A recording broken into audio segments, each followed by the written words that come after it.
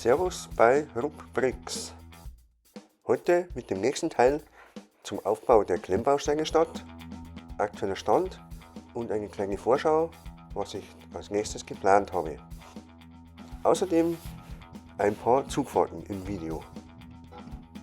Viel Spaß beim Zuschauen!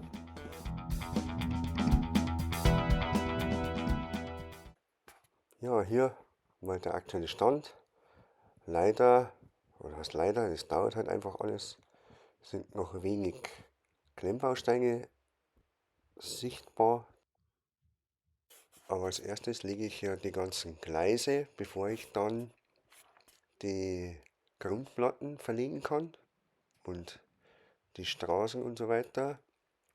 Aber das ist noch relativ viel Arbeit. Und damit ich dann diese digitalisierten Züge fahren lassen kann, muss ich auch noch alle Stromschienen einbauen. Hier sieht man noch viele Gleise ohne dieser Mittelleitschiene.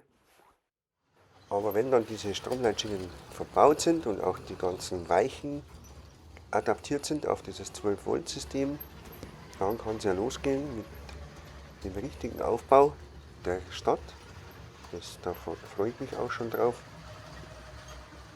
Und neben dem Aufbau der Stadt wird dann auch die Strecke digitalisiert. Es werden dann hier die ganzen Blöcke eingebaut, die Rückmeldeblöcke, die ganzen Weichen werden automatisiert.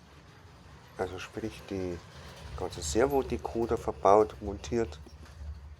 Und natürlich auch so Dinge wie automatisches Öffnen und Schließen von Bahnschranken, Signale und die ganze Beleuchtung der Stadt.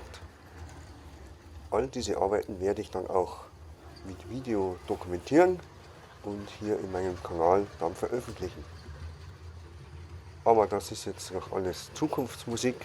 Jetzt können wir erstmal zusehen, wie ich eine Lok hier fahren lasse, die BR 146 von Bluebrix, aber noch nicht digitalisiert, sondern mit dem Powered-Up-System von Lego. Einfach auch, um schon mal wieder fahren zu können und dabei auch die Strecke etwas zu testen.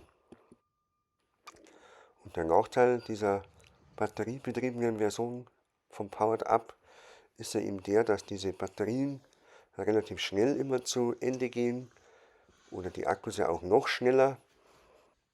Und daher möchte ich ja auch ein System kreieren, bei dem zeitlich uneingeschränktes Fahren möglich ist, mit Strom aus der Steckdose und ich nicht ständig die Akkus wechseln muss oder aufladen muss. Und ein System, bei dem ich den ganzen Ablauf dann, den Fahrablauf digitalisieren bzw. halt automatisieren kann. Ja, und jetzt genug dem Gequatsche. Jetzt könnt ihr noch den Zug beim Drehen der Runden zusehen. Und wer noch Lust hat, kann dann dranbleiben und im Zeitraffer den Aufbau dieses Bauabschnittes verfolgen.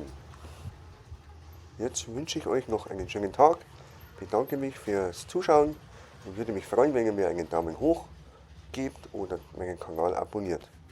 Servus bei Rupbrix.